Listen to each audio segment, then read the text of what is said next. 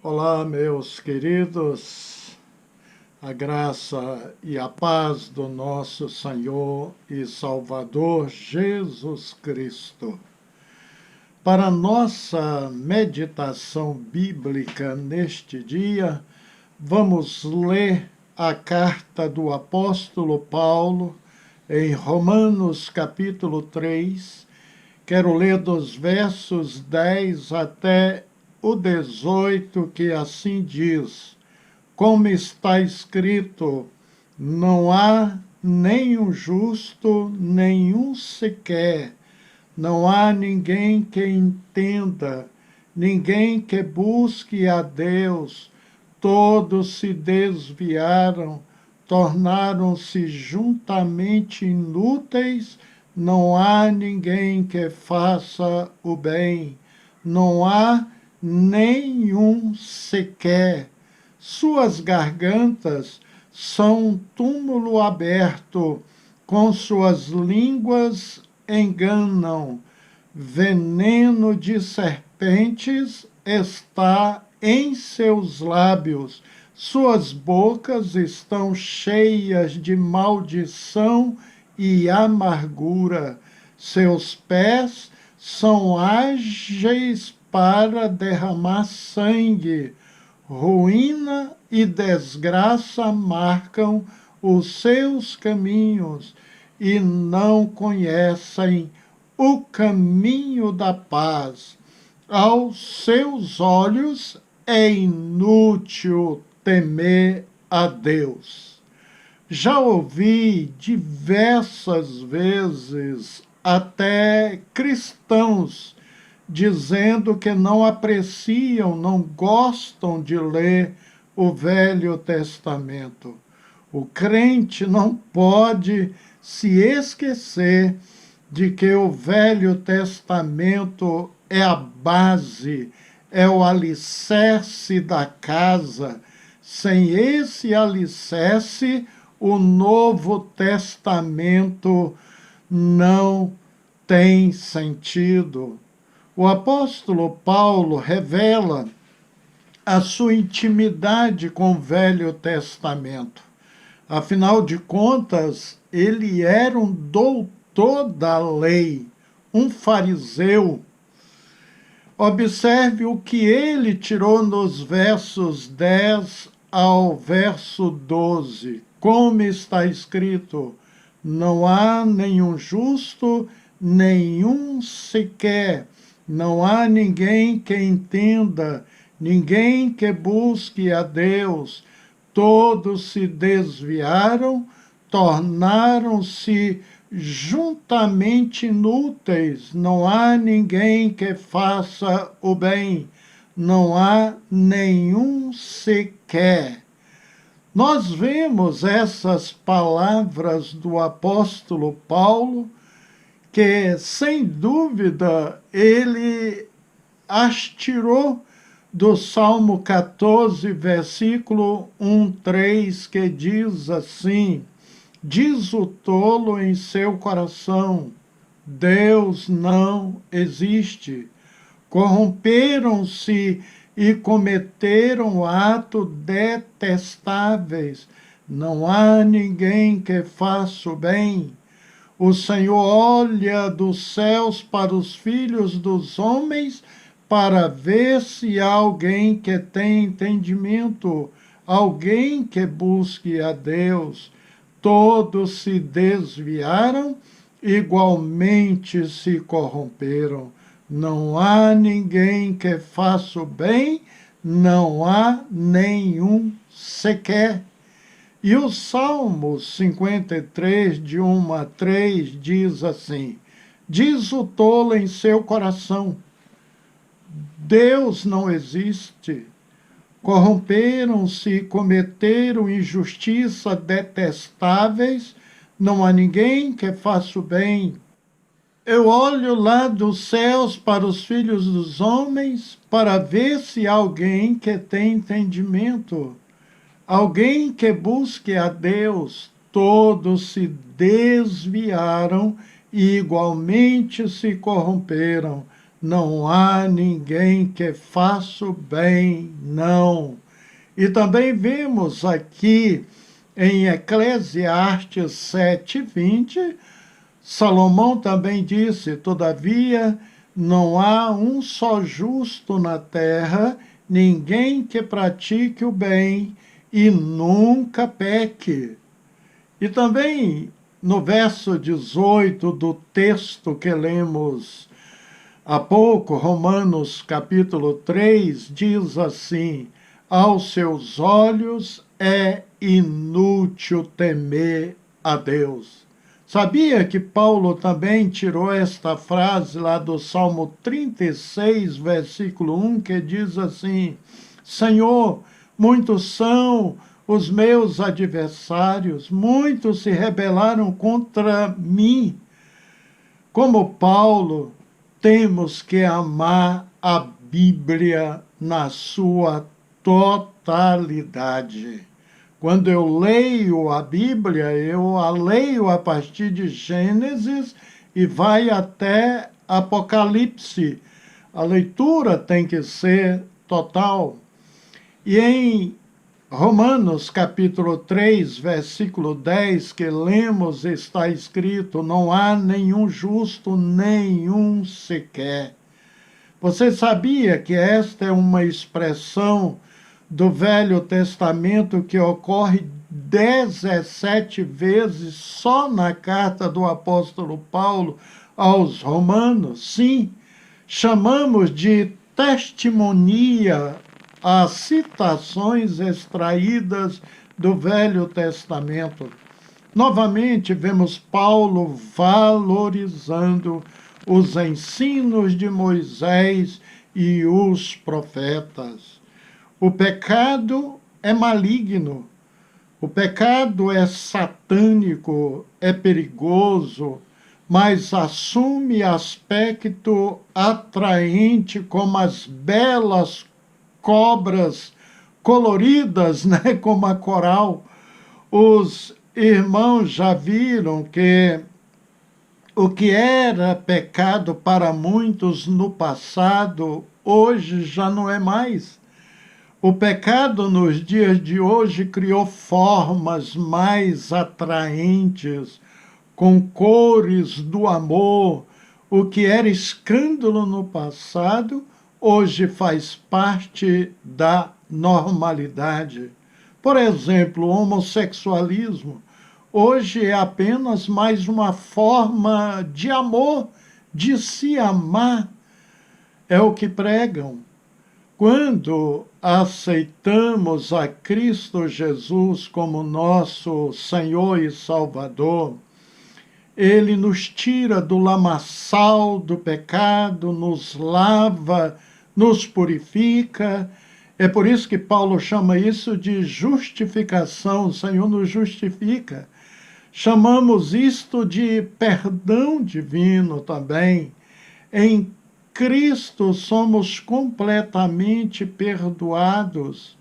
Mas não se esqueça de uma coisa, meus irmãos e amigos: o pecado que estava em nós era como câncer extraído. Suas raízes continuam existindo e precisam ser vigiados para que não cresçam. É por isso que a pessoa, mesmo não tendo mais o câncer, ele tem que tomar alguns remédios para o resto da vida. Por isso Jesus nos avisa: vigiai, vigiai e orai, para que não entreis em tentação.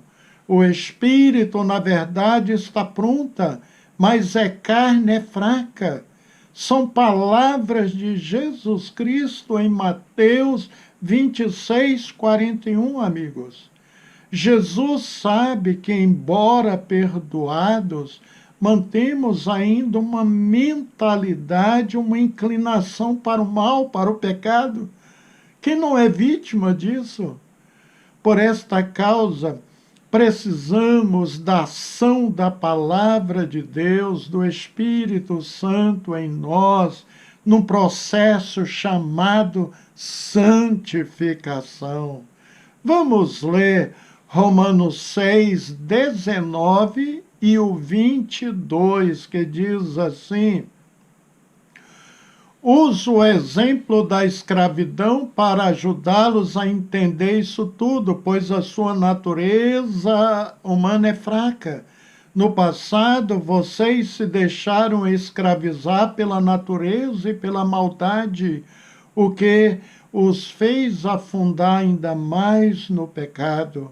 Agora devem se entregar como escravos à vida de justiça para que se tornem santos. Agora, porém, estão livres do poder do pecado e se tornaram escravos de Deus. Fazem aquilo que conduz à santidade e resulta na vida eterna. O apóstolo Paulo também chama a santificação de renovação da nossa mente. Lá em Romanos, capítulo 12, versículo 1 e 2 diz: portanto, irmãos, suplico-lhes que entreguem seu corpo a Deus por causa de tudo que ele fez por vocês, que seja um sacrifício vivo e santo do tipo que Deus considera agradável. Esta é a verdadeira forma de adorá-lo. Não imitem o comportamento e os costumes deste mundo, mas deixem que Deus os transforme pelo meio de uma mudança em seu modo de pensar, a fim de que experimentem a boa, agradável e perfeita vontade de Deus para vocês. Se temos uma renovação da mente, podemos até pensar em ter a mente de Cristo, como Paulo ensina em 1 Coríntios 2,16. Quem conheceu a mente do Senhor para que possa instruí-lo? Nós, porém, temos a mente de Cristo. Não é fácil atingir isso, meus amigos, mas quando nossa mentalidade pecaminosa vai desaparecendo paulatinamente, vamos nos aproximando mais e mais de Cristo Senhor. É por isso que temos que nos esforçar muito na nossa caminhada terrena. É uma batalha diária contra o diabo e contra o pecado, para viver uma vida de santidade, uma vida que venha agradar a Deus. Não é fácil, mas nós temos que batalhar. Há pecados, transgressões visíveis que a maioria dos crentes não praticam, como adultério, homicídio, roubo. Contudo, existe uma categoria de pecados que, infelizmente, são tolerados e praticados por muitos cristãos ainda. Infelizmente, posso citar esses pecados. Por exemplo, a mentira, a murmuração, o rancor, a cobiça, a incredulidade, a ira, infelizmente ainda permanece no coração de muitos crentes.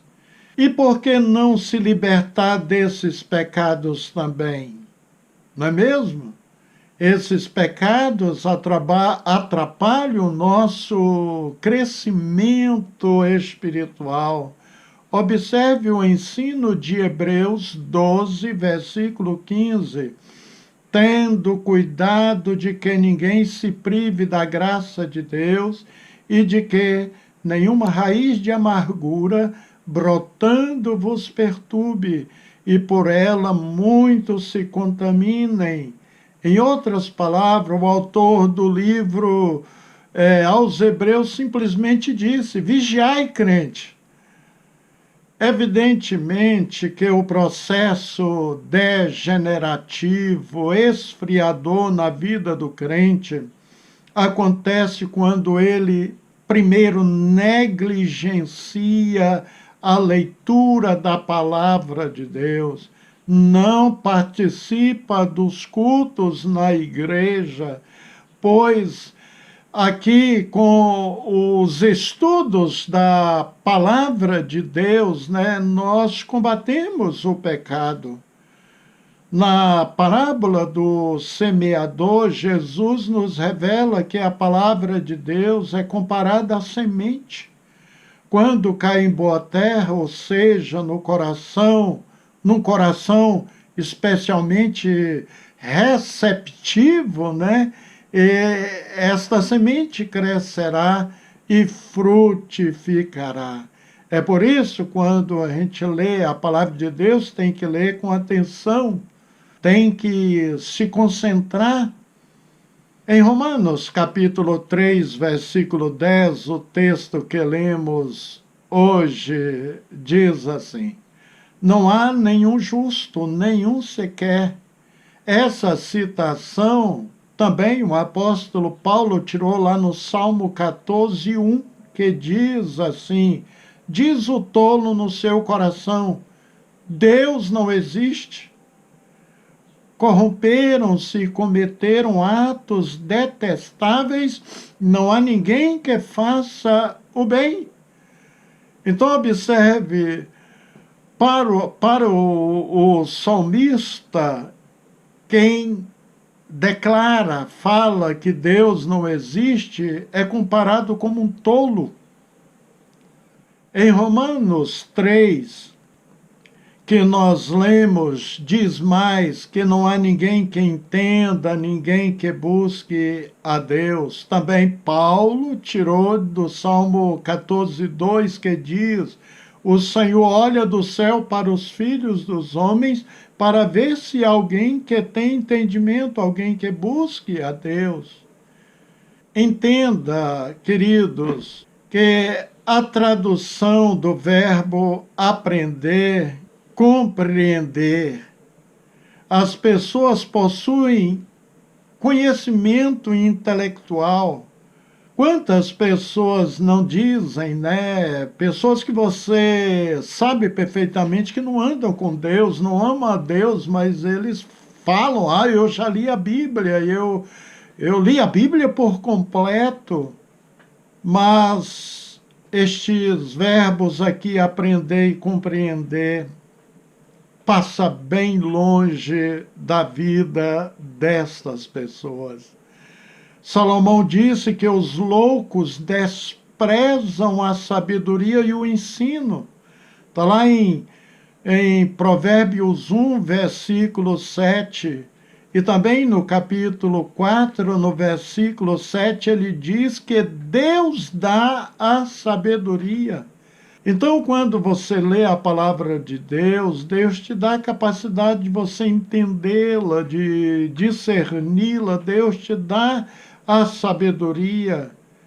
Paulo parece usar um exagero, né? Uma hipérbole, como diz o nosso português, quando disse: não há quem busque a Deus. Romanos 3, 11. Na verdade, o que ele disse é que todo homem tem que se humilhar, tem que confessar o seu pecado e que não merece o céu, mais sim a condenação eterna, e tem que nascer de novo, crendo e recebendo Cristo como único e total Salvador, único Senhor de sua vida. Por qual motivo os homens não buscam a Deus, como Paulo declara? Bem, os gentios, aqueles que não eram judeus, da época do apóstolo Paulo, embora perdido nas trevas, possuíam filosofias e religiões que tateavam em procura de Deus. Adorava demônios, a ídolos, e isso demonstrava quão equivocados e distantes estavam de Deus. Observe o que Paulo disse em 1 Coríntios 10, versículo 20. Não, quero dizer que o que os pagãos sacrificam é oferecido aos demônios e não a Deus. E não quero que vocês tenham comunhão com os demônios. Observaram? Muitos dos nossos dias continuam sacrificando e oferecendo cultos, não a Deus, mas a demônios, e acham, através das suas muitas filosofias, que estão adorando a Deus. Hoje vemos os filósofos da vida dizendo: toda religião leva a Deus. Assim se aprofundam na magia, na bruxaria, na adoração a demônios, a adoração a ídolos, a adoração a personagens que já morreram ou personagens vivos, né? E dizem que estão buscando e adorando a Deus. Romanos 3, versículo 13, o texto base que usamos para a nossa meditação, diz assim: suas gargantas são um túmulo aberto, com as suas línguas enganam. Veneno de serpente está nos seus lábios. Paulo tirou estas palavras do Salmo 5, versículo 9, do Salmo 140, versículo 3. Como Paulo amava os salmos. Entenda o que diz: a garganta é sepulcro aberto.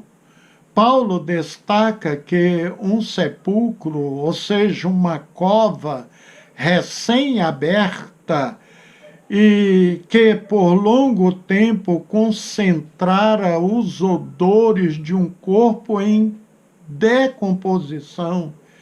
E quando este sepulcro foi aberto, todo o mau cheiro escapa, poluindo o ar.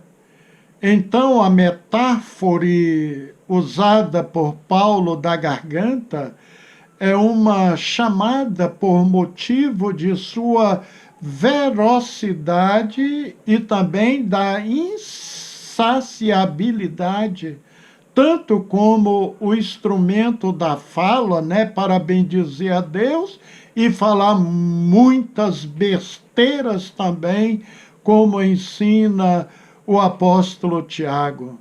Assim, Paulo revela a natureza do homem sem Deus. Tiago, ele disse: com a língua bendizemos a Deus, mas com a língua nós amaldiçoamos aos homens e falamos muitas coisas que desagradam a Deus. Então, amigos, Paulo revela a natureza do homem sem Deus. Sua vida, os seus anelos são insaciáveis. O deleite e o prazer sempre são voltados para as coisas que desagradam a Deus. Se assemelham a sepulcros abertos, vivem em podridão, longe da pureza e santidade. Também em Romanos 3,16, Paulo diz: ruína e desgraça marcam os seus caminhos.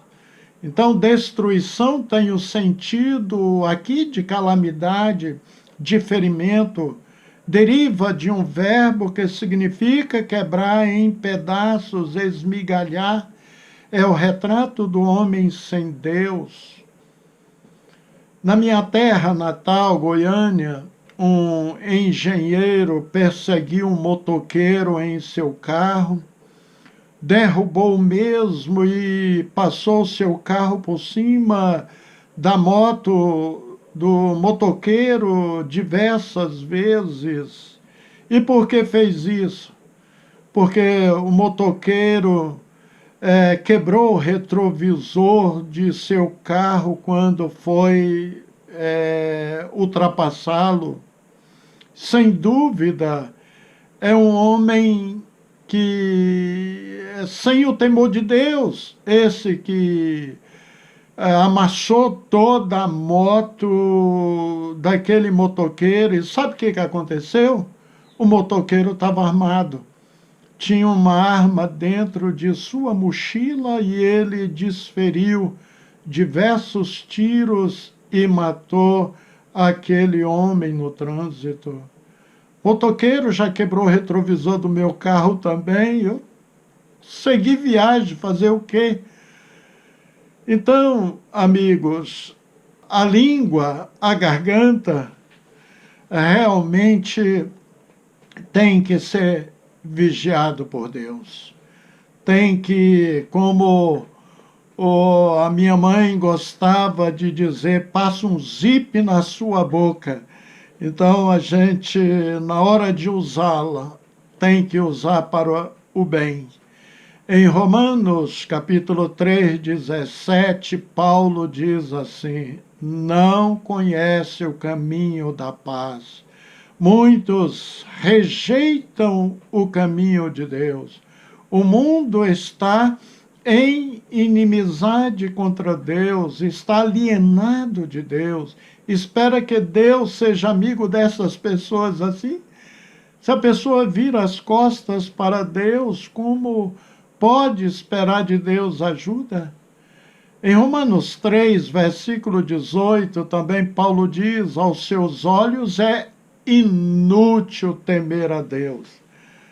Veja o Salmo 36, versículo 1. Há no seu íntimo um oráculo a respeito da maldade do homem. Aos seus olhos é inútil temer a Deus. Paulo tirou essa frase de Romanos de onde? Evidentemente aqui, do capítulo 36, versículo 1 dos Salmos. A Bíblia diz que o homem prevarica, ele planeja a impiedade, ele se ensoberbece de tal forma que se levanta contra o Altíssimo Deus, perdendo o temor, questionando a existência de Deus. Então, não temendo a Deus, não acreditando nele, assim ele se lança no pecado. Ultimamente virou moda, vocês viram, né, pessoas imitando Jesus no carnaval, usa figuras estranhas, né, para um Cristo crucificado, debocham, na verdade são deboches que fazem ao Evangelho de Cristo, ao Salvador do mundo. Não há o temor de Deus. O verso fala no temor de Deus que nós lemos. Temer a Deus consiste em possuir o devido senso de majestade e da santidade, da justiça e da bondade de Deus. É o mesmo que venerar, admirar, honrar e respeitar a Deus. Alguns sinônimos para temor nesse sentido são admiração, encantamento, estima, adoração, devoção, conceito elevado, deferência, conhecimento, honra. Temer Deus desta forma traz bênçãos e benefícios para as nossas vidas, com certeza. Há bênçãos reservadas para aqueles que o amam assim. Observe o que a Bíblia diz. Bem-aventurado o homem que teme ao Senhor, que em seus mandamentos tem grande prazer. Bem-aventurado aquele que teme ao Senhor e anda nos seus caminhos. Oh, quão grande é a tua bondade, que guardaste para os que te temem e que mostraste àqueles que em ti confiam na presença dos filhos dos homens. Amigos, Os que amam o Senhor não precisam sentir medo dele e nem ter medo de ir para o inferno. Somos parte da família bendita de Deus, direito que nos foi dado pela nossa fé em Cristo Jesus. Agora somos remidos, somos lavados pelo precioso sangue de Jesus. Nosso relacionamento com o Senhor é de amor, é de gratidão, é de louvor e adoração. É isso que acontece com você também? Amém.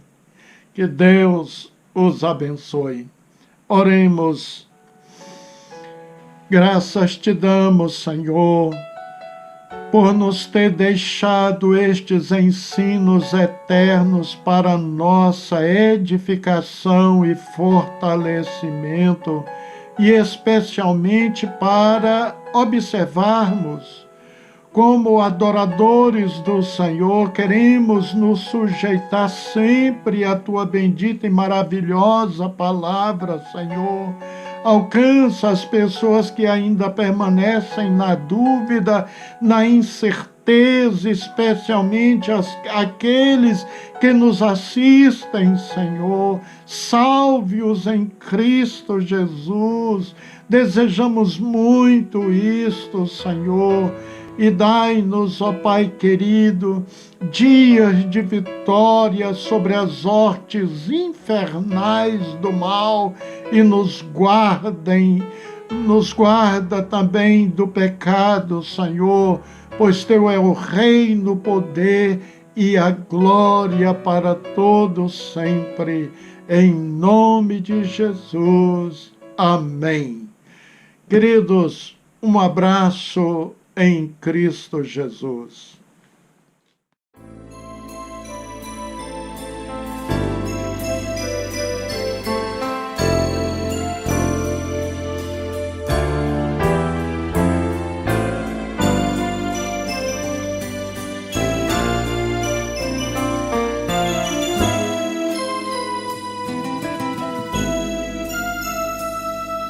Ensina-me a amar, mesmo quando só há ódio ao meu redor. Ensina-me a dar, mesmo quando não há nada a receber. Ensina-me a aceitar tudo o que tens preparado para mim.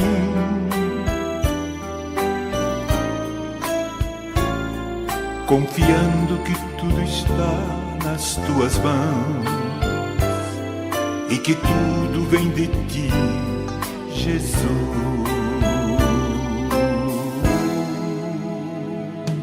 Ensina-me a adorar, mesmo quando há pranto em meu coração.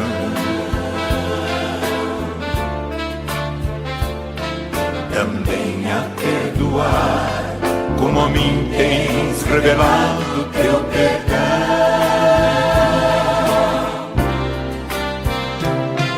E que eu possa ter mais sede de te conhecer melhor, cada dia mais vontade de estar ao teu redor, escutando teu falar, sentindo teu amor, vivendo junto a ti, Senhor.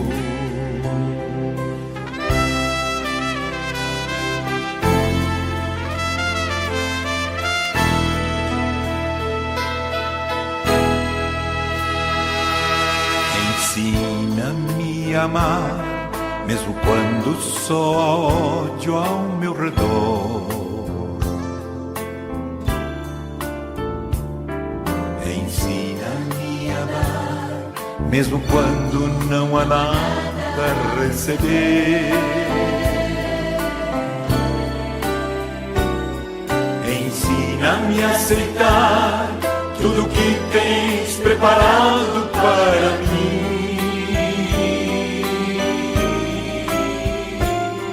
Confiando que tudo está nas tuas mãos e que tudo vem de ti, Jesus.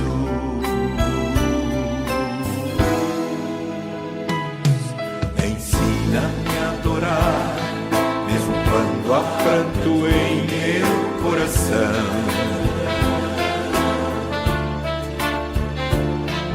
Também a perdoar, como a mim tens revelado teu perdão.